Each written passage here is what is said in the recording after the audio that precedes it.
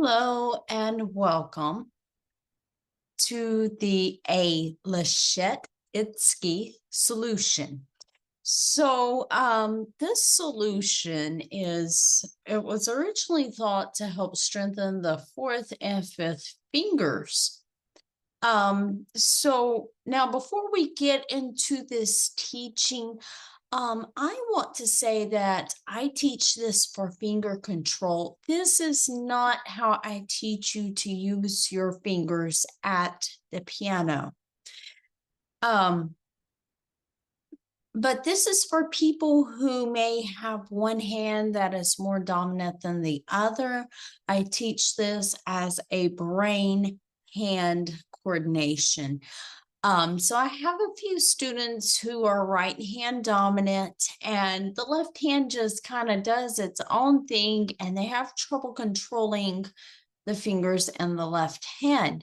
So now I'm going to explain why I do not teach this method at the piano, and I'll only teach it for the brain to finger control. And the reason is this method teaches you to lift the fingers and then let them strike the keys. But what happens when we strike the piano keys?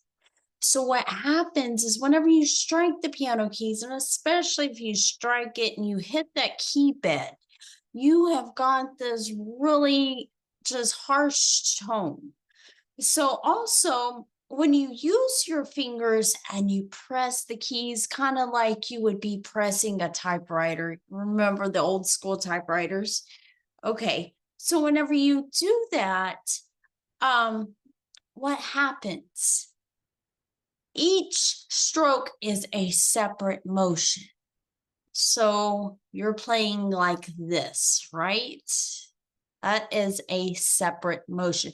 The energy starts and stops and restarts all over again. So when you press a key and release it, that is a start and that is a stop.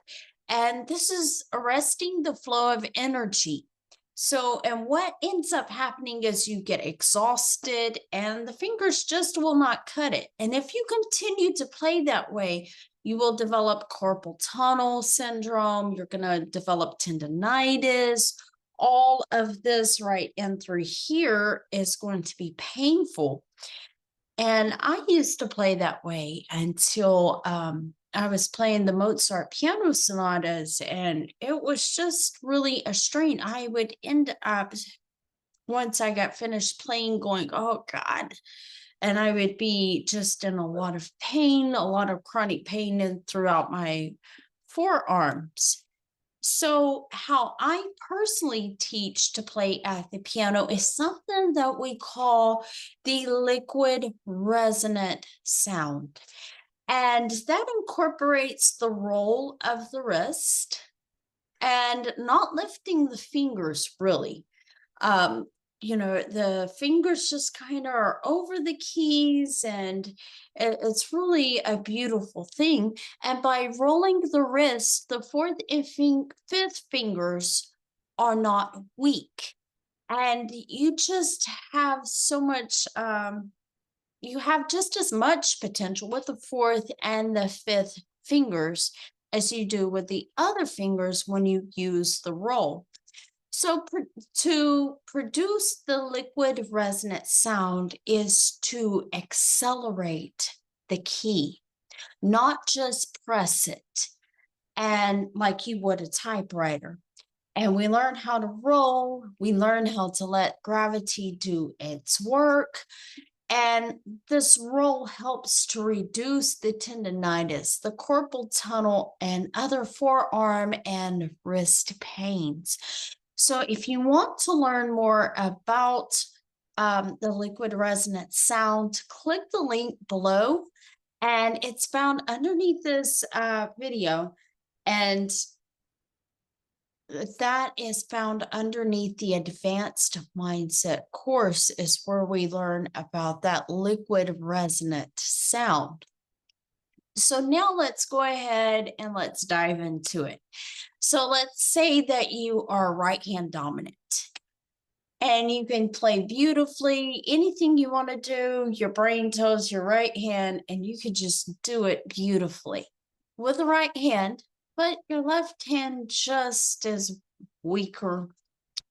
And you sit down and you have to literally make your hand do something. That left hand is just, does its own thing. Maybe it reacts slower. So what can you do to get your left hand to respond to your brain? If you want to move the fourth finger of your left hand, it takes a moment. What do? Okay, so what you do is you exercise. So it's just like running a marathon. So if I decide I'm going to run a marathon, I cannot run a marathon today. So it's going to take me a little bit of time to get the, start running and build up that endurance to where I'm running and I'm able to run a marathon. Same thing to get your brain and your hand to work together. It's going to take practice. It's going to take exercise, daily exercise. So the Leschetizky Solution is perfect for this exercise. Now, the Leschetizky Solution instructions are you hold 4 fingers down on the keys and 1 finger plays the quarter note. So you'll hold 4 fingers down for a whole note, and 1 finger will do the quarter notes. And so you put your fingers in a G position. And so let's just kind of look at that. Let me see if I can share my screen. Okay, so here is the screen. And in the first measure, you press down the 5 keys together, G, A, B, C, and D, and all the keys in the G position. And then raise the thumb just high enough to let the keys rise to its level, keeping the thumb in touch with it. Now have the thumb press the key down again. Hold it for a moment, then rise again. So when you're doing this, it's not so much that you're doing this and you're just doing this right here. When you're doing this, if you're right hand dominant, exercise your brain to tell your thumb to pick up. Lift, fall, lift, fall, lift, fall, lift, fall. And then also with the second finger, the third finger, fourth finger, a fifth finger, same thing. So when you get to the fourth finger, raise it as high as possible so that this hampered finger may gain more independence, and continue with the fifth finger, raising it as high as possible so that it may acquire more strength. Keep fingers curved at all times. So that's going to be kind of hard to do with the fourth finger and the fifth finger. So let's go ahead. Let's take that here to the piano, and we're going to go especially through this left hand. We may visit the right hand as well, but we're going to really focus on the left hand for this. So let's look right here at the left hand, and we're going to put our hands in the G position. So that's G, B, A, C, D. Okay, so we're going to play all 5 of those at once, and we're going to lift